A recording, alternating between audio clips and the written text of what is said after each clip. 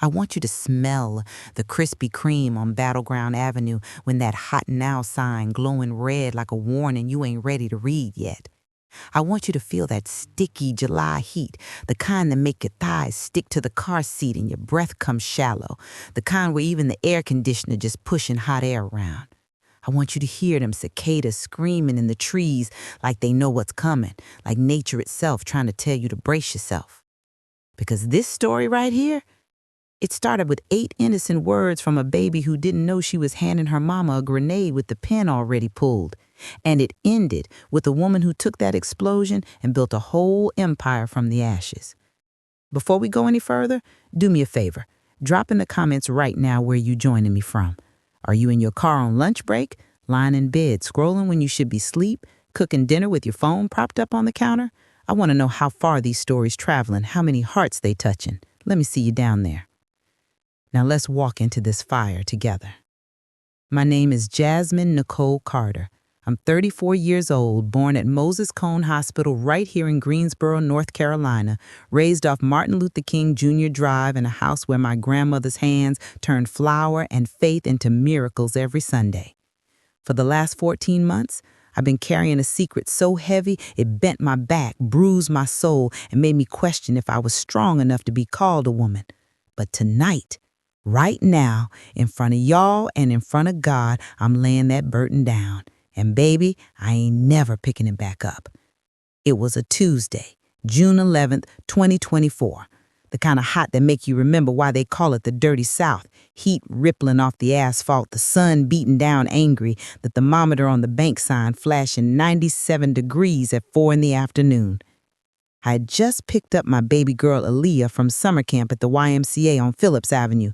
She came running out with her frozen backpack bouncing, cheeks flush red, smile wide enough to heal wounds I didn't even know I had yet. Aaliyah, 8 years old, gap in her front teeth wide enough to fit a dime, 6 little locks pulled into ponytails with them colorful plastic balls on the ends, purple, pink, yellow, green, bouncing when she walked. She still smelled like sunscreen and fruit punch juice boxes and chlorine from the pool. She was my whole heart walking around outside my body, y'all. The reason I breathed, the reason I believed and died. We pulled out the parking lot, and she was talking a mile a minute about how she made a lanyard and one freeze tag, and some boy named Marcus tried to kiss her friend Taylor, but Taylor pushed him in the bushes. I was half listening, half thinking about what I was going to cook for dinner, half praying I had enough gas to make it home without stopping. We pulled up to the red light at Randleman Road and Florida Street, right in front of the Boost Mobile and that Mexican restaurant with the hand-painted sign. The light turned red, the car idled. The radio was playing something low, and then my daughter, my baby, my whole world turned to me with her voice gone real quiet and said, "Mommy, the lady at Daddy's job got your picture in her drawer."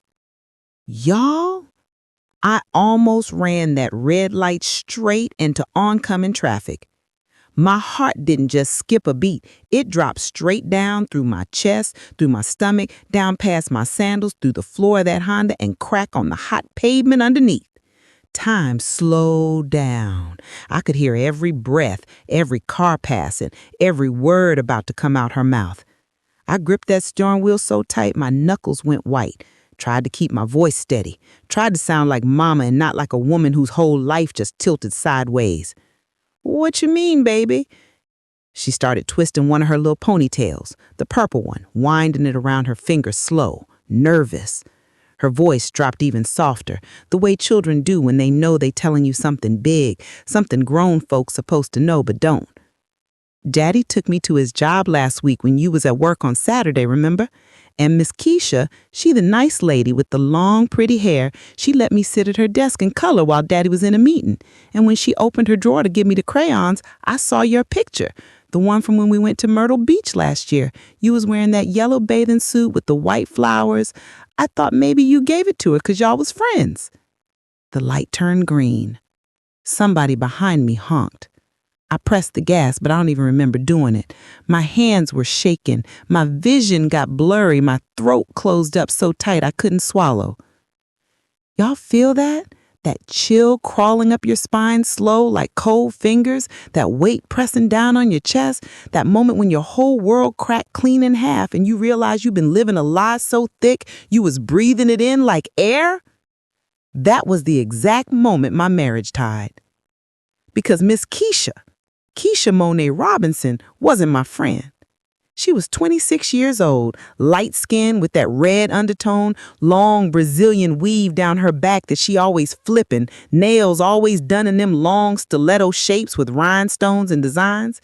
She was the new administrative assistant at my husband Calvin's job at the State Farm office on High Point Road. She'd been working there 8 months. I met her exactly twice, once at the 4th of July company cookout last year at Country Park, and once at the Christmas party at that rental hall off Lawndale Drive. Both times I smiled in her face, told her I loved her shoes, complimented her hair, asked her where she got her lashes done. Both times she smiled back, hugged me, called me sis, told me how blessed Calvin was to have a wife like me. And the whole entire time, she had my husband's baby growing in her belly and my picture sitting in her desk drawer like some kind of sick trophy. I didn't say nothing to Aaliyah. Couldn't. My voice was gone. I just reached over, turned the radio up loud. Before I Let Go was playing, Frankie Beverly crooning about love and letting things be, and I sang along so she wouldn't see her mama's hands trembling on the steering wheel, so she wouldn't know that with 8 little words, she just handed me the truth I've been blind to see. We drove home in silence after that song ended. She went back to talking about camp. I nodded, smiled, said, and that's nice, baby. But inside I was already gone. Inside I was planning. Inside I was becoming somebody new. Somebody who wasn't gonna cry. Somebody who was gonna win. That night I cooked like my life depended on it. Maybe it did. Maybe when your world falling apart, the only thing you can control is what you put on the plate. I made smothered beef chops, the thick-cut ones from the butcher counter at Harris Teeter, seasoned with Lowry's and garlic powder and black pepper, dredged and floured till they coated perfect, fried in Crisco till the crust golden brown and crispy, then smothered in onions and gravy so thick you could stand a spoon straight up in it. I made white rice, not no instant mess, real rice, rinsed 3 times, cooked slow with a little butter and salt till every grain fluffy and perfect. I made candied yams with the brown sugar glaze bubbling, cinnamon and nutmeg making the whole house smell like Thanksgiving. I made cornbread in my grandmother's cast iron skillet, the one she gave me when I got married, the one she said carried blessings baked into the metal from 60 years of feeding her family. I set the table with the good plates, lit a candle, put on a dress, fixed my hair, sprayed perfume. And when Calvin walked through that door at 6:47 p.m., I smiled at him like I didn't know. He kissed me on the forehead, told me something smelled good, went upstairs, changed out his work clothes, came back down in basketball shorts and a faded Howard University t-shirt, belly hanging over the waistband just a little. He was 36, still handsome in that way that made me fall for him at 19, deep brown skin, locks pulled back in a ponytail, smile that used to make my heart skip. Now it just made my stomach turn. We sat down, said grace. He held my hand across the table, bowed his head, thanked God for his family, his job, his blessings, and the food we were about to receive. I said amen with my eyes closed and my teeth clenched. Then we ate. He went on and on about his day, how Mr. Patterson finally bought that life insurance policy he'd been working on for 3 months, how his boss said he might be up for a promotion in the fall, how the new girl at the office, Keisha, was real helpful getting all the files organized. He said her name and watched my face. I didn't flinch. I just smiled, nodded, took another bite of cornbread. That's real good, baby. I'm proud of you. He grinned, reached over and squeezed my hand. Y'all, I wanted to flip that table. I wanted to throw that plate of pork chops across the room. I wanted to scream till the windows shattered and the neighbors called the police. But I didn't. I ate slow, laughed at his jokes, refilled his sweet tea when it got low. After dinner, He played with the kids in the living room, Aaliyah and her little brother Cameron, who 5 and obsessed with Paw Patrol. They climbed all over him, screaming and laughing, and he tickled them till they couldn't breathe, and I stood in the kitchen doorway watching, wiping down the counter, my heart breaking into smaller and smaller pieces. Because this man right here, was a good daddy. He read bedtime stories in funny voices. He never missed a parent-teacher conference. He coached Cameron's t-ball team on Saturdays. He made Aaliyah feel like the most special girl in the world. But he was a terrible husband. And the hardest part? He didn't even know it yet. At 8:30 p.m., I tucked the kids in, read The Snowy Day to Cameron twice because he said I skipped a page the first time, braided Aaliyah's locks down so they wouldn't frizz overnight, kissed both their foreheads, turned on a nightlight, pulled the door halfway closed. I walked back downstairs. Calvin was on the couch watching SportsCenter, remote in one hand, phone in the other, thumbs moving fast, texting, smiling at the screen. I sat down next to him, laid my head on his shoulder. He wrapped his arm around me, kissed the top of my head, never once putting that phone down. "I love you," I whispered. "Love you too, Jazz," he said, still texting, still smiling. At 11:13 p.m., he was snoring, that deep rattling snore that used to annoy me, that I used to elbow him about in the middle of the night, that now I was grateful for because it meant he was deep under. I slipped out of bed. My hands were steady now. No more shaking, no more tears. I walked downstairs in my nightgown and slippers, the house dark and quiet, except for the hum of the refrigerator and the ticking of the clock on the mantel my grandmother gave us as a wedding present. I picked up his keys from the hook by the front door, 5 keys on a State Farm keychain worn smooth from years of use. I walked outside into the thick, humid night. The street light on the corner flickered. A dog barked 3 houses down, the cicadas still screaming. I opened the door to his black Tahoe, the one he just bought 6 months ago, the one he was so proud of, the one he washed every Sunday and wouldn't let the kids eat snacks in. And I installed a camera. A $79 dash cam I ordered off Amazon 3 days ago, shipped to my job so he wouldn't see the package, hidden in my purse to this exact moment. I tucked it up behind the rearview mirror where it looked like part of the car, plugged it into the OBD port under the dashboard so it stayed charged and he'd never notice. Synced it to an app on my phone that I buried deep in a folder labeled recipes. It recorded every time the car moved, every conversation, every stop, every passenger, everything. I locked the car, hung the keys back on the hook, walked upstairs quiet as a ghost. I stood in the bathroom with the door closed and the fan running. I turned the shower hot as it would go. I stepped in still wearing my nightgown, let the water soak through the fabric, let it burn my skin, let it mix with the tears that finally came. I cried so quiet the water covered the sound. I cried till I had nothing left. Then I peeled off that wet nightgown, washed my face, dried off, and crawled back into bed next to a man who didn't know his wife just became a detective. I didn't sleep that night.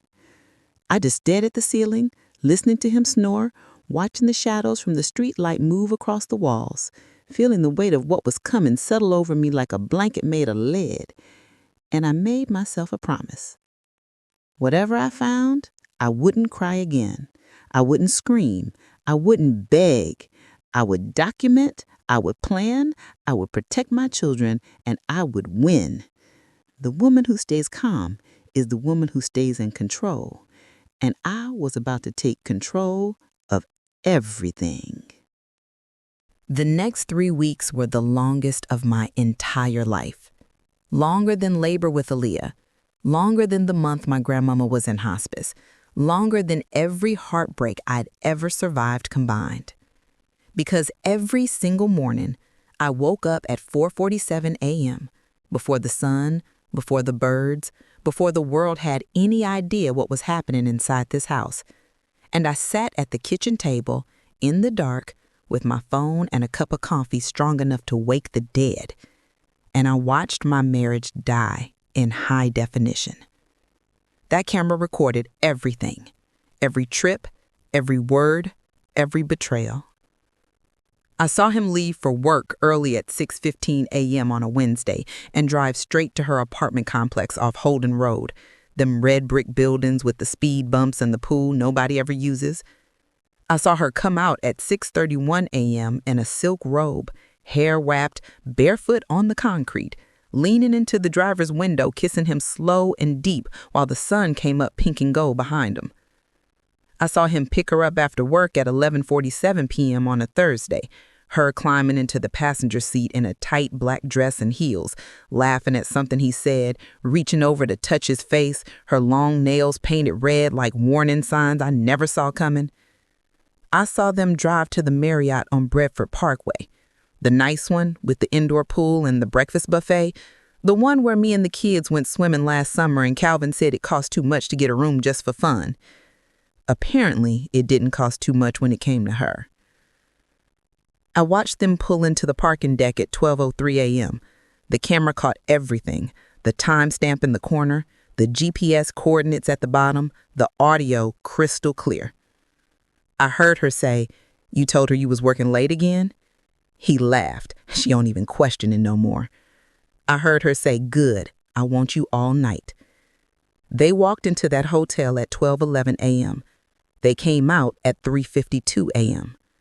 Her makeup was smeared, his shirt was on inside out, she was carrying her heels in her hand, walking barefoot across the parking deck concrete, and he had his arm around her waist like she was something precious, like she was his wife. I watched that footage in the dark at my kitchen table while my baby slept upstairs and my husband snored in our bed, and I didn't make a sound.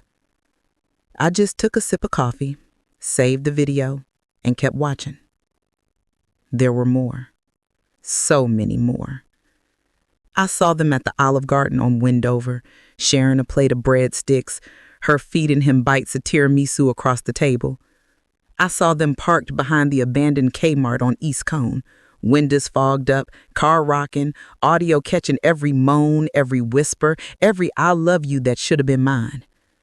I saw them at the BP gas station on Elm Street at 2:34 a.m., her pumping gas in his car while he ran inside for Swisher Sweets and Arizona tea. Her looking so comfortable, so familiar, like this was routine. It was routine. And then, God, y'all, then came the worst one. July 3rd, 10:17 p.m. He picked her up from her apartment. She got in the cart glowing, smiling wide, wearing a Carolina blue maxi dress that hugged every curve. They drove to Smitty's barbecue, got takeout, then parked at the Lake Brent overlook where we used to go when we were dating, where he proposed to me 14 years ago on a blanket under the stars. The camera caught it all. I watched her pull something out of her purse, a little square of paper, shiny, black and white, an ultrasound picture. She held it up to the dome light. 16 weeks, she said, voice soft, full of wonder. Calvin took that picture in his hands like it was made of gold. He stared at it, traced his finger over the blurry little image, and then he said, clear as day, loud enough for that camera to catch every syllable, "This gonna be our little princess." Ours. Not mine and Keisha's. Ours. Like I didn't exist. Like Aaliyah and Cameron didn't exist. Like the 14 years we built together was just practice for the real thing. I sat at that kitchen table at 4:53 a.m. watching my husband kiss another woman's stomach through her dress. And I didn't cry. I didn't scream. I didn't break. I just saved the video, finished my coffee, and added it to the folder on my phone labeled Evidence. By the end of week 3, I had 47 videos saved, 47 pieces of proof that my husband had been living a whole second life while I was at home making his dinner and washing his drawers and raising his kids and believing his lies. I didn't cry no more after that first week. Couldn't afford to. Tears don't build cases. Tears don't win custody. Tears don't get you alimony and child support and the justice you deserve. Strategy does. So I got quiet. Real quiet. The kind of quiet that scares people when they finally notice it. I stopped asking where he was going, stopped checking his phone, stopped trying to make him love me. I just smiled, cooked, cleaned, played my position. And while I was playing the perfect wife, I was building an empire of evidence brick by brick. I opened a new bank account at Truist on Battleground Avenue in my name only, checking in savings, routing numbers memorized, password nobody knew. I went to the bank every Friday on my lunch break from the call center and deposited cash, $20 here, $50 there, sometimes $100 when I could swing it from selling things around the house he didn't notice missing. That KitchenAid mixer we got for our wedding we never used, sold on Facebook Marketplace for $85. His daddy's old vinyl records collecting dust in the basement, $230 to a collector from Winston-Salem. Those designer sneakers he bought and wore twice, $160 to a kid at Cameron School. Every dollar went into that account. I started taking my name off our joint account slow, calling the bank, saying I wanted to adjust some settings, reducing my access bit by bit so when the time came, it wouldn't look suspicious, wouldn't give him warning. I printed 14 months of bank statements and highlighted every transaction I didn't recognize. Edible arrangements, $87.43, February 14th, 2024. Valentine's Day. I didn't get no chocolate-covered strawberries. K Jewelers, $612.89, March 22nd, 2024. My birthday was March 18th. I got a card from CBS. Courtyard Marriott, $238.16, April 9th, 2024. He said he was at a work conference in Raleigh. The GPS said Greensboro. Motherhood Maternity, $143.67, May 30th, 2024. I have been pregnant in 5 years. I screenshotted every text that popped up on the family iPad, the one the kids used for games, the one he was too lazy to log out of iMessage on. Last night was amazing, baby. I can't wait till we don't have to hide no more. She still don't know? Good. Let's keep it that way. I saved every picture he posted on Instagram where she was tagged in the background. I documented every late night, every work meeting, every time he came home smelling like perfume that wasn't mine. And then I made the call. Miss Brenda from church gave me the number. Miss Brenda was 63 years old, sang alto in the choir, always wore purple on Sundays, and didn't take no mess from nobody. She pulled me aside after service one Sunday in late June when I thought I was hiding it good, but apparently I wasn't. She grabbed my hand during the benediction, held it tight, and whispered, "Baby, I see it in your eyes. Whatever he doing, don't you let him get away with it. Call this woman." She slipped me a business card, purple with gold lettering. Latoya Monroe Esquire, family law, divorce, custody, I don't lose. I called from my car in the Walmart parking lot on Harder Road on my lunch break 2 days later. The receptionist answered on the second ring. "Monroe Law Group, how can I help you achieve justice today?" I almost hung up. My hand was shaking. My voice wouldn't work right.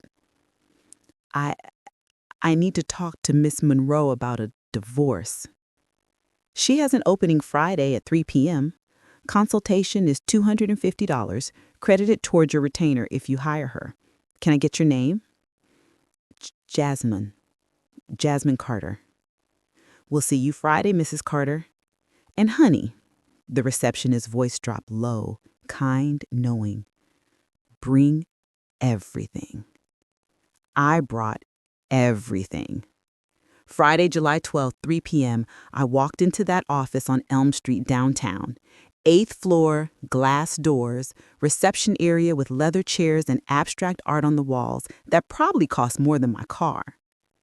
I was wearing my best dress, the navy one I wore to job interviews, and I was carrying a canvas tote bag that weighed about 10 pounds, stuffed with printed bank statements, highlighted in yellow, screenshots in a binder organized by date, a flash drive with every single video from the dash cam, our marriage certificate, the kids' birth certificates, the deed to the house, his pay stubs I found in the filing cabinet, tax returns for the last 3 years. The receptionist, young black woman with goddess locks and a smile that said she'd seen this 1,000 times, looked at my bag and nodded. She's ready for you. LaToya Monroe was everything Miss Brenda promised. 38 years old, dark skin smooth as butter, locks down to her waist, burgundy suit tailored perfect, heels sharp enough to be weapons. She stood up when I walked in, shook my hand firm, looked me dead in my eyes and said, "Sit down, Mrs. Carter. Tell me everything, and don't you dare apologize for crying, being angry, or wanting what you deserve." Y'all, I didn't cry. I laid it all out like evidence in a courtroom. I told her about Aaliyah's whisper, about the camera, about the videos, all 47 of them, about Keisha and the ultrasound in the 16 weeks, and our little princess. I told her about the bank statements and the secret purchases and the lies stacked so high I couldn't see over them anymore. I showed her everything. She watched 3 of the videos on my phone, the one where they kissed in the parking lot, the one from the Marriott, and the one with the ultrasound. She watched without expression, taking notes in neat handwriting on a yellow legal pad. When the 3rd video ended, she put down her pen, leaned back in her chair, and smiled. Not a friendly smile, a shark smile. "Mrs. Carter," she said, voice smooth and sharp as a blade, "do you want to hurt him or do you want to win?" I didn't hesitate. I want to win. Good, because hurting him is temporary, winning is permanent. And baby, with what you just showed me, we about to win everything. She laid it out step by step. We would file for divorce citing adultery with evidence. We would request full custody based on moral fitness and documented behavior. We would go after child support, alimony, the house, half his retirement, and anything else North Carolina law allowed. We would file for a restraining order if he showed any aggression. We would be fast, surgical, and ruthless. "Here's what you need to understand," she said, leaning forward, elbows on the desk, eyes locked on mine. "And the law favors the parent who protects the children. The law rewards the spouse who was faithful. The law punishes deception when you can prove it. And honey, you can prove every bit of this." "How much is this going to cost me?" I asked, because that $250 consultation already hurt, and I knew lawyers weren't cheap. "My retainer is $3,000. Total cost depends on how much he fights. But here's what I'm going to do." She pulled out a contract, slid it across the desk. "You pay me $1,000 now. You pay me $500 a month. And when we win, not if, we're going to make him reimburse your legal fees as part of the settlement." I stared at that contract. I thought about my babies. I thought about that ultrasound picture, about 14 years of loyalty, love, and lies. And I signed it. I paid her $1,000 in cash, 10s and 20s I'd been saving for 3 weeks, money from selling everything I could, money I'd been hiding in a tampon box under the bathroom sink because I knew Calvin would never look there. She shook my hand even harder this time and said, "Go home. Act normal. Don't let him know anything's coming. In 2 weeks, we file. In 3 weeks, he gets served. And Mrs. Carter, yes, ma'am, when this is over, you're not just going to survive. You're going to thrive. And he's going to regret the day he underestimated you." I walked out of that office building into the July heat feeling 10 pounds lighter. The tote bag was lighter, sure, but my soul was lighter too, because for the first time in 14 months, I wasn't carrying the secret alone. I had an ally, a plan, a lawyer who looked like me and understood exactly what I was up against. I sat in my car in that parking deck for 20 minutes, hands on the steering wheel, staring at nothing, feeling something I hadn't felt in over a year. Hope. Not the soft, fragile kind of hope that breaks when you breathe on it wrong. The hard kind, the iron kind, the kind that builds armor and sharpens swords. I drove to the Plasma Donation Center on Market Street, then made $75 in an hour lying on a table letting them take my blood. I stopped at Wendy's and got a 4 for $4 meal because it was all I could afford. I ate in the parking lot, scrolling through the videos on my phone one more time, making sure they were backed up to the cloud, to the flash drive, to 3 different email accounts. And then I drove home. Calvin's Tahoe was in the driveway. I took a deep breath, wiped the salt off my fingers, checked my face in the mirror, and walked inside with a smile. "Hey, baby," I called out, sweet as honey. "I picked up chicken from Bojangles for dinner." He came around the corner grinning, kissed me on the cheek, and grabbed the bag out my hands. "You the best, Jazz. I'm starving." I smiled back. "I know, baby. I know." And inside, I was counting down the days. 2 weeks later, July 29th, 2024, a Monday that started out looking like every other Monday, but ended with the ground shifting under Calvin's feet. I did it. I filed. LaToya called me at 9:47 a.m. while I was at work, sitting in my little cubicle at the call center taking customer complaints about insurance premiums, and she said 5 words that made my heart race. "We're filing in an hour." I excused myself to the bathroom, locked myself in a stall, and sat on the toilet lid with my head in my hands, breathing slow and deep, trying not to pass out. This was it. No more surveillance, no more pretending, no more playing wife to a man who didn't deserve the title of husband. After 14 months of suffering in silence, I was finally speaking, and I was speaking in legal documents. At 11:03 a.m., LaToya filed a complaint for absolute divorce in Guilford County Court, citing adultery, requesting full custody of both minor children, demanding child support, alimony, equitable distribution of all marital assets, and attorney's fees. She attached 23 videos from the dash cam. She said we didn't need all 47 to prove the point. 23 was enough to bury him. Bank statements showing unauthorized expenditures, screenshots of text messages, a sworn affidavit from me detailing the timeline, and a request for an emergency hearing on custody. At 11:47 a.m., she texted me a photo of the filed documents with the case number at the top. I stared at that case number like it was a lifeline. 24 CVD 4891. That was me. That was my freedom. That was my future typed out in black and white with the seal of the state of North Carolina stamped in blue at the bottom. I saved the picture. I zoomed in on that case number. I whispered it out loud to myself in that bathroom stall.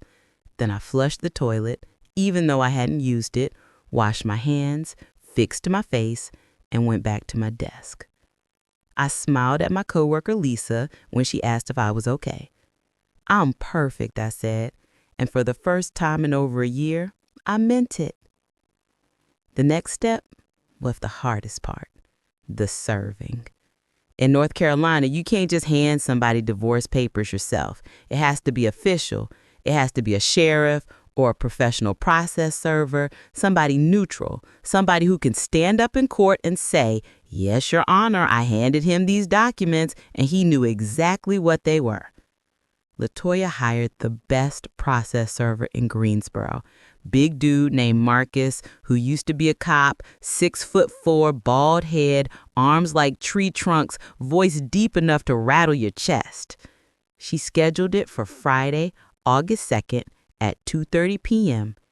at Calvin's job during the monthly team meeting when the whole office would be there. I asked her, "You sure you want to do it there in front of everybody?" She looked at me over her desk, raised one eyebrow and said, "Baby, You asked me if I wanted to hurt him or help you win. This does both. He embarrassed you in private for 14 months. We gonna embarrass him in public for 14 seconds. And trust me, he'll remember it for the rest of his life. I didn't argue. August 2nd, I called in sick to work. I didn't want to be at my desk pretending to care about insurance claims when I knew what was about to happen 12 miles away. I stayed home with the kids, made them lunch, turned on The Lion King, sat on the couch with my phone in my lap, watching the minutes tick by. 2:17 p.m., LaToya texted, Marcus is on his way. 2:29 p.m., my heart was beating so loud I could hear it in my ears. 2:34 p.m., my phone rang. LaToya, it's done. I couldn't speak. She said he got served in the conference room in front of his boss, his co-workers, and Miss Keisha. Marcus said as soon as Calvin saw the papers, his face went gray. He tried to walk out, but his boss told him to sit down and finish the meeting. Keisha started crying in the corner. Security escorted her out. Then they escorted Calvin out when he started yelling. Marcus said he's never seen a man fall apart that fast. I closed my eyes. I felt the tears coming, but I didn't let them fall. Thank you, I whispered. Don't thank me yet. This is just the beginning. He gonna call you, probably tonight. Do not answer. Do not engage. Let him talk to me. Okay. And Jasmine, yes, you did good, baby. Real good. I hung up. I sat on that couch with The Lion King playing and my baby singing Hakuna Matata and the sun coming through the window warm and golden, and I felt something I didn't expect. Peace. Calvin called 17 times that night. 17! I didn't answer once. He left voicemails. Jazz, what the hell is this? Call me back right now. You really gonna embarrass me like this at my job? Baby, please, we can talk about this. Just call me. This is crazy. You taking my kids, you taking my house over a mistake? Jazz, I swear to God if you don't answer. The last one I saved, the one at 11:56 p.m. where he was drunk, slurring, voice cracking. You think you gonna get away with this? You think you gonna take everything from me? I gave you everything. I built this family, and you gonna just throw it away? You gonna regret this, Jasmine. I swear you gonna regret this. I played it for LaToya the next morning. She forwarded it to the judge. By Monday morning, August 5th, I had a temporary restraining order. Calvin wasn't allowed within 500 feet of me, the kids, or the house. All communication had to go through our lawyers. If he violated it, he'd go to jail. The hearing was set for September 12th. In the meantime, I had the house, I had the kids, I had control. And Calvin was sleeping on his cousin's couch in High Point, blocked from his own family, the whole city talking about how he got served at work, how his side chick was pregnant, how his wife took everything. Greensboro is small town when it comes to gossip, y'all. Everybody knew. The people at church knew, the people at his job knew, the people at the grocery store knew. And Keisha was 7 months pregnant, alone, and realizing that the man who promised her forever couldn't even keep his promises to the woman he'd been with for 14 years. She stopped posting Bible verses on Facebook. Last I heard, she moved back in with her mama out in Fayetteville. Baby on her hip, dream shattered, reputation ruined. Funny how the other woman always thinks she's special till she realizes she's just another woman. And me, I was finally breathing. September 12th, 2024, 9 a.m., Guilford County Courthouse, 4th floor, Family Court, Judge Carolyn Hightower presiding. I wore a black pantsuit I bought from the clearance rack at Belk, white blouse underneath, hair pulled back in a neat bun, small gold earrings, no perfume, no jewelry except my wedding ring, which I wore on purpose because LaToya said it sent a message. I honored my vows even when he didn't. I sat at the table on the left side of the courtroom. LaToya beside me in a charcoal suit and burgundy heels, her locks pulled into a high bun, legal pad open in front of her. 3 thick folders stacked to her right. Calvin sat on the other side with his lawyer, some man in a cheap suit who looked tired before we even started, like he already knew this was a losing case. Calvin looked terrible. He'd lost weight. His locks were frizzy, pulled back messy. His eyes were red. He kept bouncing his knee under the table, looking everywhere except at me. Good. Judge Hightower was a black woman in her late 50s, silver hair cut short, reading glasses perched on her nose, no-nonsense energy radiating from the bench. She looked at both sides, glanced at the file in front of her, and said, "This is a contested divorce filed by Mrs. Jasmine Carter, citing adultery, requesting full custody, child support, alimony, and equitable distribution. Mr. Carter, I see you filed a counterclaim requesting joint custody and disputing the grounds for alimony. Let's hear opening statements. Mrs. Monroe." LaToya stood, buttoned her blazer, and began. She didn't yell, didn't perform, didn't need to. She just laid out the facts like she was reading a recipe. "Your Honor, the evidence will show that Mr. Calvin Carter engaged in an ongoing extramarital affair for over 14 months with a coworker, Miss Keisha Robinson. During that time, he used marital funds to finance this relationship, hotels, meals, gifts, and even prenatal expenses for Miss Robinson's pregnancy, which he fathered. Mrs. Carter discovered this affair through her minor daughter, conducted lawful surveillance, and documented everything. We have video evidence, bank statements, and text messages. This is not a he said, she said. This is a he did, and we can prove every bit of it." She sat down. Calvin's lawyer stood up, cleared his throat, shuffled some papers, and said, "Your Honor, my client acknowledges that mistakes were made in the marriage. However, he believes joint custody is in the best interest of the children, and he disputes the amount of alimony requested as excessive, given—" Judge Hightower held up her hand. "Counselor, before you go any further, I've reviewed the filings. I've seen the video evidence Mrs. Monroe submitted. Have you seen the video evidence?" He hesitated. "Yes, Your Honor." "And you're still arguing for joint custody?" He swallowed. "My client loves his children, and—" "That's not what I asked. Sit down. I'll hear testimony." Y'all, I wanted to stand up and clap. LaToya called me to the stand first. I swore on the Bible to tell the truth, the whole truth, and nothing but the truth, so help me God. And I did. I told the judge about Aaliyah's whisper, about the camera, about the 47 videos, about the ultrasound and our little princess, about the nights he came home late smelling like her perfume, about the money missing from our account, about the lies stacked so high I couldn't breathe. I didn't cry, didn't yell, didn't perform. I just told the truth in a steady voice, looking Judge Hightower right in her eyes. When I was done, she nodded slowly, wrote something down, and said, "Thank you, Mrs. Carter. You may step down." Then LaToya played 3 videos for the court.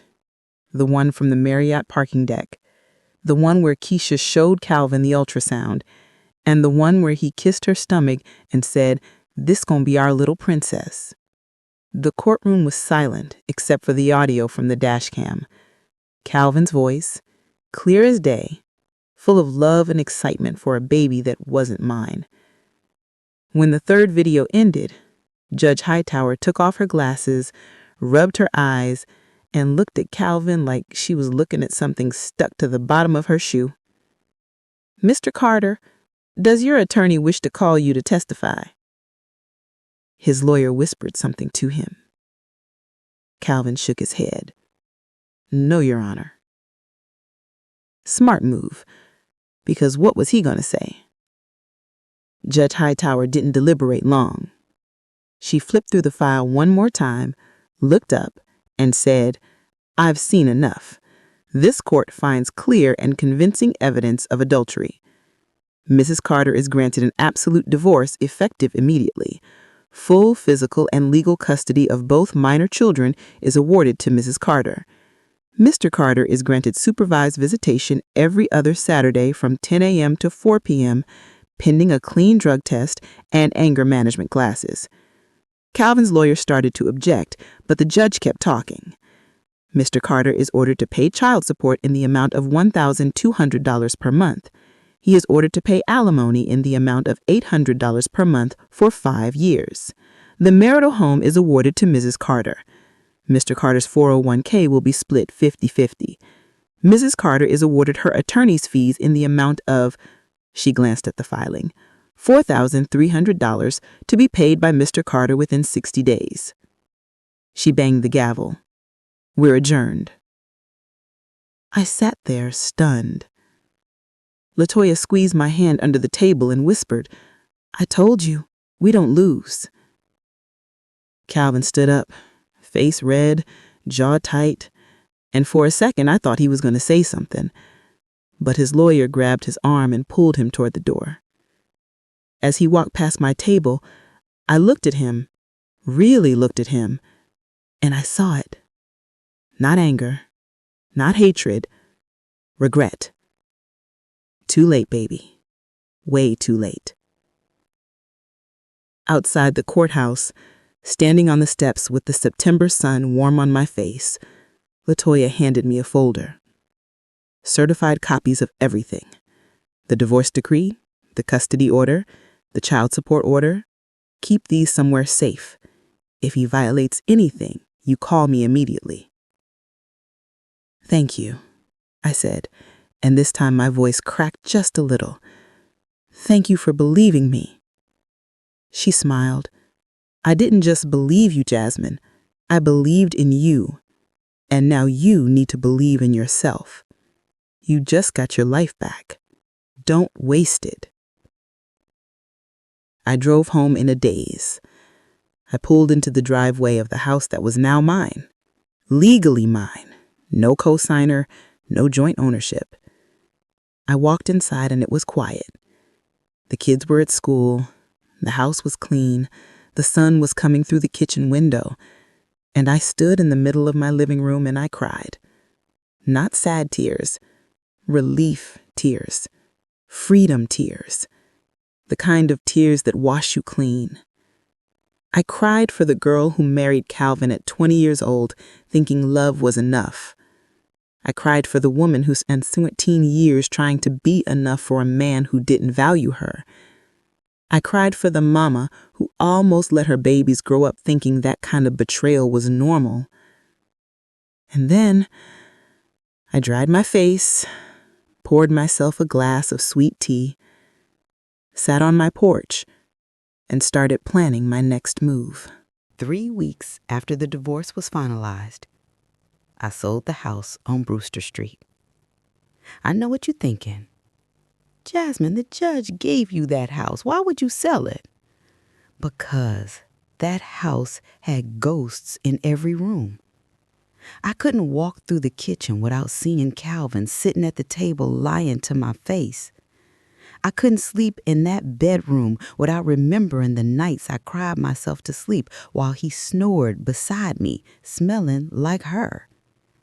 I couldn't watch my kids play in that backyard without thinking about the future we were supposed to have and the betrayal that stole it. So I sold it.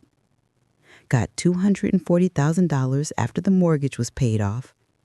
And I took that money and I bought a brand new 4-bedroom house in Irving Park, the neighborhood I used to drive through on my way to work, looking at the big front porches and the oak trees and the families walking their dogs, thinking, one day. One day came early. The house had a wraparound porch with enough space for a swing and rocking chairs. It had a fenced-in backyard with a playset already installed. It had hardwood floors that didn't creak and windows that let in light from every direction. It didn't have memories. It didn't have ghosts. It was mine. I enrolled Aaliyah in a private school, Our Lady of Grace on Chapman Street, where the class sizes were small and the teachers knew every child's name, and she didn't have to explain why her daddy wasn't at the school plays no more. I put Cameron in a preschool program that focused on reading and emotional development because watching his parents' marriage fall apart at 5 years old left wounds I couldn't see but knew were there. And then I did something nobody expected. I started a business. Carter Consulting, LLC. Registered October 15, 2024. License framed on my office wall. I help women catch cheating men, not with side consultants or drama or confrontation, with technology. I teach them how to install cameras they'll never find. I teach them how to track phones without breaking laws. I teach them how to document, how to save evidence, how to build a case that'll hold up in court. I teach them what I learned the hard way, that the truth don't set you free unless you got proof. I started with a Facebook post in a private women's group. If you think he cheating, but you can't prove it, message me. First consultation free. I've been where you are. Let me help you get where I am now. Within a week, I had 37 messages. Within a month, I had my first 5 clients. By December, I had 23 active clients. By March 2025, I had 71 active clients, a website, a logo, and a waiting list. I charged $300 for a consultation where I'd sit with them at a coffee shop, at the library, sometimes in my car in a parking lot, and I'd listen to their story and I'd tell mine too. Then I'd create a custom plan. What kind of camera to buy and where to hide it, what apps to use and how to hide them on their phone, how to access phone records legally, how to document behavior without breaking wiretapping laws, how to protect their money before filing, how to find a lawyer who wouldn't rob them blind, how to stay calm when everything inside them was screaming. Some women just needed advice. Some needed the full package. I'd meet them in a parking lot, install the equipment myself, teach them how to access the footage, and then disappear like a guardian angel who carried a toolkit instead of wings. I didn't do it for the money. Yes, the money helped. It paid for Leah's tuition, kept the lights on, let me buy Cameron the light-up sneakers he wanted. But that's not why I did it. I did it because every single woman who sat across from me with tears in her eyes and a trembling voice asking, "Am I crazy? Am I imagining this?" Every single one of them was me, and I needed them to know they weren't crazy. They were being lied to by someone who promised not to, and that wasn't on them. By June 2025, 1 full year after Aaliyah's whisper in the car, I was making 6 figures. Not from one big client, from 100 small ones, from women all over North Carolina, Greensboro, Winston-Salem, Charlotte, Raleigh, Durham, Fayetteville, women who found me through Google, through Facebook, through whispers from friends who said, "Call Jasmine, she'll help you." I hired an assistant, a young woman named Tasha, who had her own story, her own scars, her own reasons for wanting to help women find the truth. I rented a small office space above the coffee shop on Elm Street downtown. I got business cards printed with a tagline LaToya helped me write, "The truth don't hide when you know where to look." And every single evening, after I picked up my babies from school, after I helped with homework and made dinner and tucked them into bed, I sat on my wraparound porch with a glass of sweet tea, watching fireflies light up my backyard, listening to my children's laughter echo through a house that was paid for and protected and full of peace. And I smiled. Not because I was over what Calvin did. Not because the betrayal didn't still sting sometimes when I saw him at drop-off for his supervised visits, looking smaller each time, looking lost. Not because I forgave him, but because I freed myself. I built something from the worst moment of my life. I turned my pain into a purpose. I turned surveillance into a service. I turned a whisper from an 8-year-old into an empire that was helping women take back their lives one dash cam at a time. And Calvin was still begging for more visitation, still crying on my voicemail about how he lost everything, still living in a 1-bedroom apartment off Random Road, paying child support and alimony that kept him broke. Keisha left him 4 months after the baby was born, a little girl they named Trinity, because apparently a man who would cheat on his wife would cheat on his mistress too. Shocking, right? Last I heard, she was working the register at Cookout on Random Road, the same cookout where Calvin used to take me on dates when we were young and broke and stupid in love. Funny how life come full circle. She posts pictures on Instagram sometimes, her and baby Trinity, captions about single mama strength and God's plan. I didn't comment, didn't like, didn't hate. I just kept scrolling because my life wasn't about her no more. It wasn't about Calvin no more. It was about Aaliyah and Cameron and the women sitting in my office crying the same tears I cried, whispering the same fears I whispered, asking the same question I asked. How do I survive this? And I got to look every single one of them in the eye and say, you already are. You walked in here. That's the first step. Now let me show you the rest. That's the empire, y'all. Not buildings, not money. Freedom. So here we are. It's June 2025 now, exactly 1 year since that red light. 1 year since 8 words from my baby girl changed everything. I'm sitting on my porch, the one I bought with my own money, the one that don't have his name on the deed, and I can hear Aaliyah and Cameron in the backyard playing on the swings, screaming and laughing the way children should, without the weight of adult problems crushing their joy. The cicadas are screaming again, same as they were last June, but this time it don't sound like a warning. It sounds like a chorus, like nature itself celebrating survival. I got my sweet tea in one hand, brewed fresh this morning, 3 tea bags and a cup of sugar because I like it strong and sweet, just like I'm learning to be. I got my phone in the other hand, and I'm looking at my calendar. 11 consultations this week, 4 installations, 2 court appearances where I'm testifying as an expert witness for other women's divorce cases, 1 speaking engagement at a women's empowerment brunch in Winston-Salem where they paying me $1,000 to tell this story in person. This story, the one I'm telling you right now. I used to be ashamed of it, you know? Used to think that being cheated on meant I wasn't enough, wasn't pretty enough, wasn't good enough, wasn't woman enough to keep my man. But I know better now. His cheating wasn't about what I lacked. It was about what he lacked. Integrity, honor, the ability to keep a vow he made in front of God and everybody we loved. That's on him, not me. And once I understood that, really understood it deep in my bones, I stopped carrying his shame and started carrying my truth. And my truth is this. I am a woman who loved hard, who was betrayed harder, and who built an empire out of the ashes. I am a woman who didn't let a man's lies become my identity. I am a woman who chose my children over my comfort, truth over tradition, freedom over familiarity. I am Jasmine Nicole Carter, and I am not a victim. I am a survivor. No, scratch that. I'm a thriver.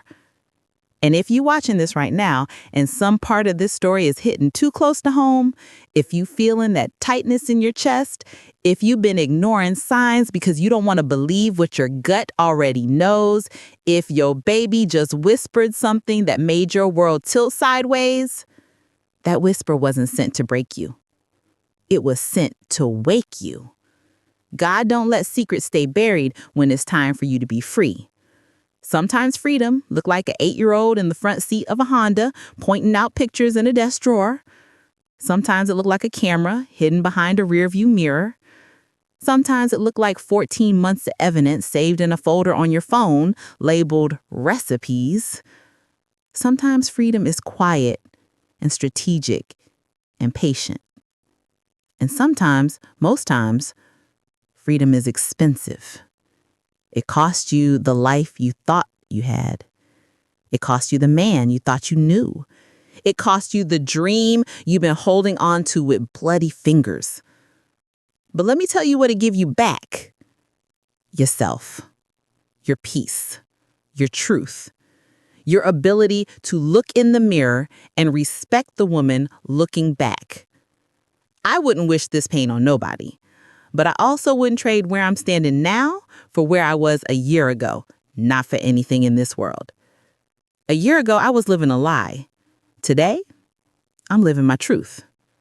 A year ago, I was crying in the shower so nobody could hear. Today, I'm laughing on my porch so the whole neighborhood can hear. A year ago, I thought my life was over. Today, I know it was just beginning. And to the women who hired me, who trusted me with their stories, who let me help them find their own truth, thank you. You taught me that my pain had purpose. You taught me that survival is the first step, but building is the destination. You taught me that we are stronger than the men who underestimated us. Every single one of you is a warrior. Every single one of you deserves better than lies. And every single one of you is gonna be okay. Maybe not today, maybe not next month, but eventually, you gonna sit on your own porch, real or metaphorical, and you gonna sip your own tea and you gonna smile because you made it. You survived. You thrived. You won. Now, let me tell you what happened to Calvin, because I know y'all wondering. He still works at State Farm, but he got demoted after the divorce became public and clients started requesting different agents. He still drives that Tahoe, but the camera's long gone. I took it out the day the divorce was finalized. He still sees the kids every other Saturday, supervised visits at a center on Elm Street where a social worker watches to make sure he don't talk bad about me or try to manipulate them. Aaliyah barely talks to him now. She polite but distant. She old enough to remember, old enough to understand. Cameron still loves his daddy because he's 5 and he don't know the details, and I'm grateful for that. I never talked about Calvin in front of my children. Never will. That's their daddy. And they got a right to love him, even if I don't. But they also got a right to see what a strong woman look like. And every day I show them.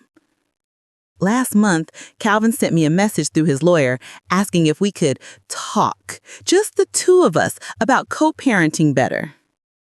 I told LaToya to respond with 2 words: through counsel. Because I don't owe him my time. I don't owe him my energy. I don't owe him forgiveness just because it would make his guilt lighter.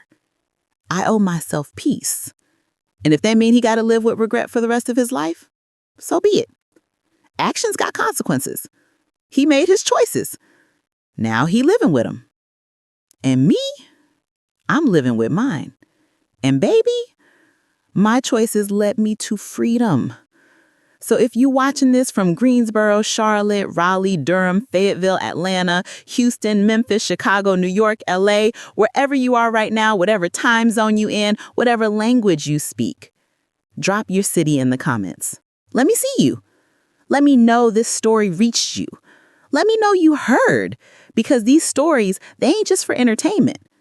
They for empowerment. They for the woman who thinks she alone. They for the woman who thinks she crazy. They for the woman who need permission to choose herself. Consider this your permission. Choose you. Protect you. Build your empire from whatever ashes life hands you. And if you like this story, if it touched you, if it woke something up inside you that's been sleeping too long, hit that subscribe button. Tap that bell so you don't miss the next one. Share it with the woman who need to hear it. And remember, the truth don't hide when you know where to look. Thank you for being here with me. Thank you for listening.